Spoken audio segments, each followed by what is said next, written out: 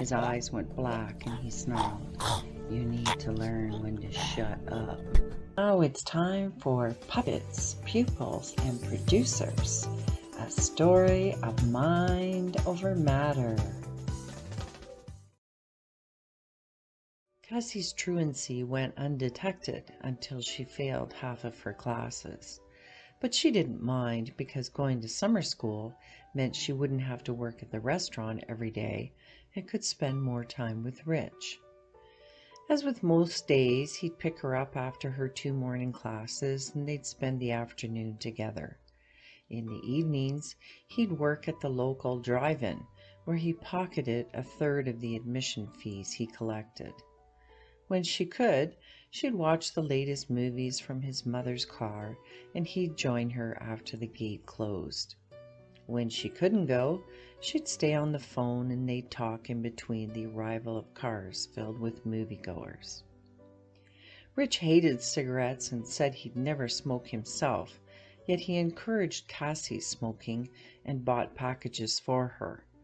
He also bought her alcohol and snuck her into bars where she drank until she vomited. She smoked weed with him, tripped on LSD and mushrooms, and on occasion she took amphetamines. Rich had a much higher sex drive than Cassie. Half of the time she denied him, and half of the time she didn't. Despite participating with enthusiasm when she was interested, he accused her of being frigid and hinted he could find another girl who'd enjoy satisfying his needs. As a result, she'd concede, but would resent Rich for making her feel guilty. At summer's end, Cassie heard another rumor about Rich and the girl from the party and questioned him while licking a lollipop while sitting at his mother's kitchen table.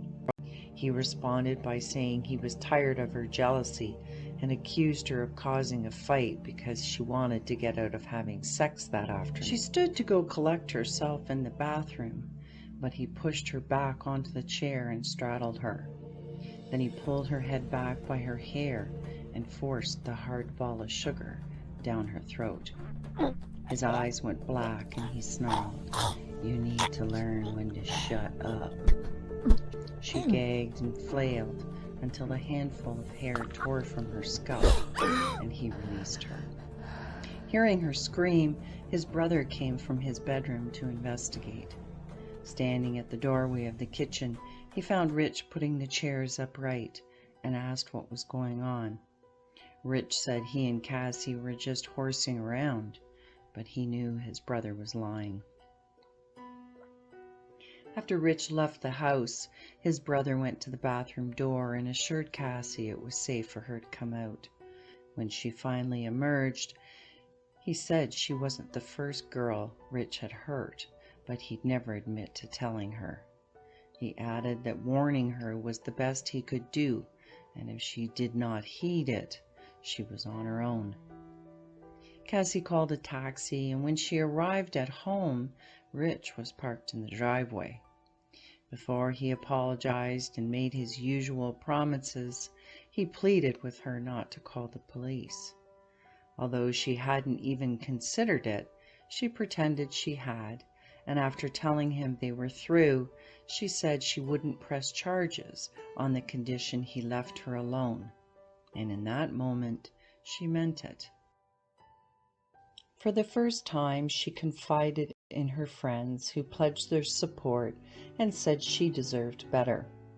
But with each passing day, she missed him more. Soon she started to think that maybe this time he was innocent and people really were trying to break them up. Then, instead of throwing them away, she started reading the daily love notes he'd leave in the mailbox and eventually began taking his calls. Promising he'd do whatever it took, she agreed to their reunion and blamed herself for her antagonizing words. Embarrassed that she'd taken him back, she filtered what she told her friends and would make excuses for the bruises that would start to appear on a regular basis.